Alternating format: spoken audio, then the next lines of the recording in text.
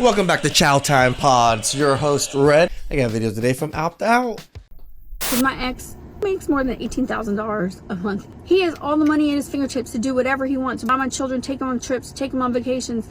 Why? $18,000 a month does sound like a lot, but then when you start paying bills, it doesn't equal out to be that much. I literally had the bare minimum to pay my bills. Breaking down a textbook case of post-divorce regret setting in real time.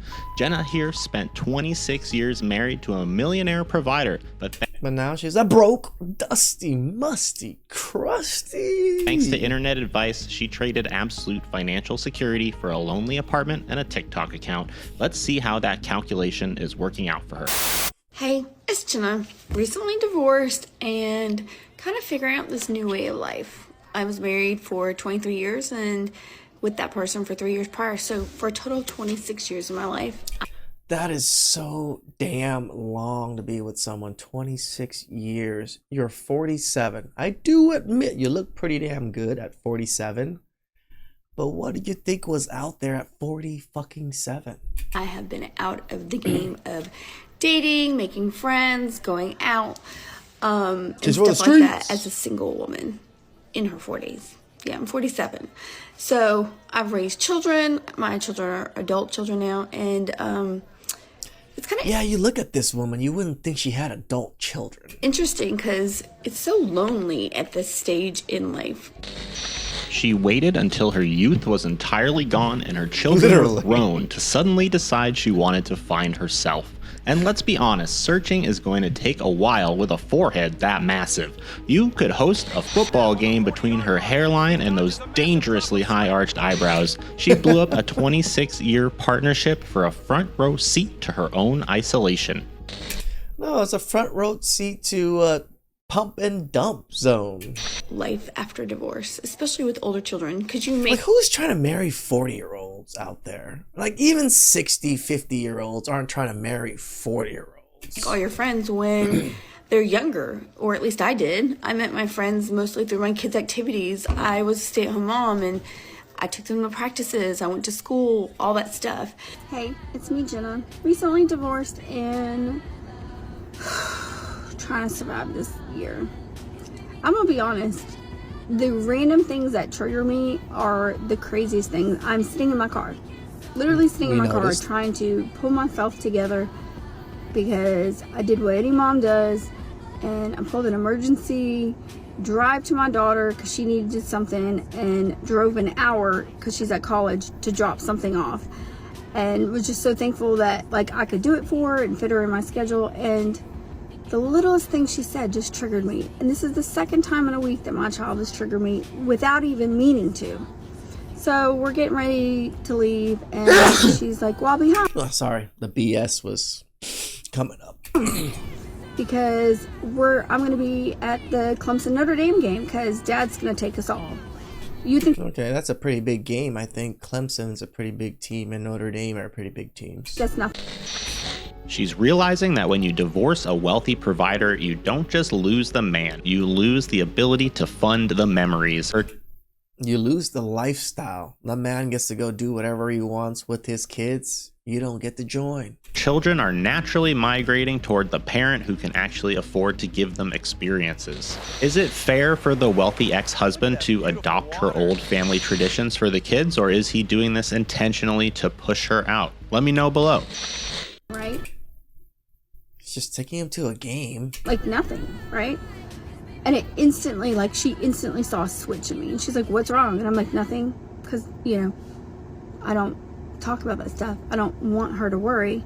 So last week she says, oh, well, Dad said for Christmas we're going to go to Gatlinburg and be there for the holidays and do Dollywood. That man never once ever went to Gatlinburg or Dollywood ever in his entire life before. Well, no shit. That's why he's going now. He wants to go visit. Duh, because he's never been there. Well, come on. where he met me. That was where my family always went. Notice the psychological shift. She isn't actually mad about a football game or a theme park. She's mad that her ex-husband has the capital to keep her family traditions alive while she's priced out of her own history. That is, I'm from Tennessee. She's not priced out. She just doesn't get to go. Like, even if she can go with the money, I ain't taking her. Like, why would the husband take her? Like, I'm spending time with my kids. That's something we always did. It was a bonding thing. And now that's what he's trying to do. It's like he's taken every single tradition I've ever done and now turned it into his. Everything I've Or he just kept it alive. ever done. Now, Because they like these things and they're used to it. I find myself triggered because during the hardest time of my year last year, of me literally trying to stay alive, me dealing with all the craziness of my ex, the lying, the alienation, him calling me a whore, him having my children call me a whore. Why? Not because I did anything bad, because I wore spaghetti straps and all that. And his At 47, lady, it's a bit hoary. the only way that he could use my children against me was to say I was on social media. I mean, I admit social media is a little hoary. I feel like a whore sometimes being on here. I'm a photographer. I make silly TikToks. Honestly, I'll probably progress more with my TikToks because at first they were just pictures. But the more I was stressed, the more I hid in myself, the more I tried to survive, the more I took refuge in TikToks and finding stuff that, you know, resonated with me. And honestly, it's the way I realized what a covert narcissist was, or how bad my abuse was, or mental abuse, or financial abuse, and all that stuff. Like, And there, How do you not know when you're being abused sometimes? Like, all of these abuses. I can understand maybe certain areas you might not, know, but mentally, physically, financially, everything? That means your life wasn't just completely miserable. But it wasn't. it is. She diagnosed her marriage using TikTok psychology. It's highly unlikely a millionaire husband suddenly went crazy over a spaghetti strap. It's far more likely he pushed back against her online validation addiction, prompting her to tank her marriage based on algorithmic advice. literally, TikTok has saved my life in so many ways. Who would It also destroyed your life in every way. think, Mom, we're going to Gatlinburg for Christmas, would trigger me? This man's had at least 3 vacations in the past year to like really. Like, going to a place like 1 or 2 days is considered a vacation for you? Like, he might have just took a weekend out to go do stuff. Is that a vacation when you're taking like a weekend trip? Nice places with my children. At least 3 that I know of, because he has They're his children too, lady. them lie to me. He has them outright lie to me about so much stuff. So who knows? God knows what they've done. And then the holidays and all that. Now my triggers are, oh, he gets to just go and take my kids to the Notre Dame and Clemson game. I wish I could do that. I can't afford to do that.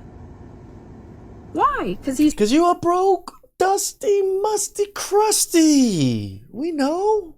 screwed me. He lied about owning a company. And there's ways to prove it. I'm trying to be happy and So you're just trying to steal his money so you can use his money to do the things that he's doing for his kids. show my kids that like life can move on. But the triggers, the random fucking triggers that have me sitting in a Quick Trip parking lot trying not to cry. Why? Because my ex has so much money. He makes more than $18,000 a month easily, or at least he did. He made almost $1 million the year before we divorced and then lied about it. He has all the money at his fingertips to do whatever he wants, to buy my children, take them on trips, take them on vacations. Why? Literally, Why are you so jealous of his money? He earned it. I have the bare minimum to pay my bills, on top of trying to restart a career because it was a hobby, because I was a stay-at-home mom. He screwed me. Classic blame shifting from a woman who has a massive blind spot where her accountability should be. Her forehead is acting like a sonar radar dish right now, scanning the horizon like a beluga whale surfacing for air just to find anyone else to blame for her own financial choices. Do you think women realize how much of their lifestyle is subsidized by the men they leave until... Yeah, they don't. Yeah, I 100% agree with the opt-out, right? They never realize he paid for everything. Yes, you didn't work. Yes, you didn't have a career, but you got to live 26 years of no debt, no bills, and you got everything paid for. That's a dream. They're sitting in a gas station parking lot. Drop your thoughts below. And now I sit here with the triggers. A fucking trigger because he's going to the Clemson Notre Dame game with my kids. I can't just randomly for that. Hell, I can't even get them all in the same room at the same time. You've got one little clip left from Jenna. If you're enjoying these breakdowns of why people are walking away from marriage in 2026, hit that subscribe button right now, smash the like, and share this video. Let's watch the final moment.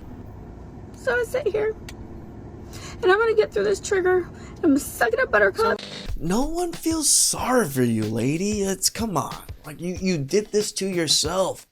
47, married for 26 years, 23 years or so. He paid for everything, millionaire husband. What was wrong with you that you couldn't be happy with that? That's so crazy. Please like, subscribe, comment down below. I really appreciate that. And catch you guys next time. Ciao.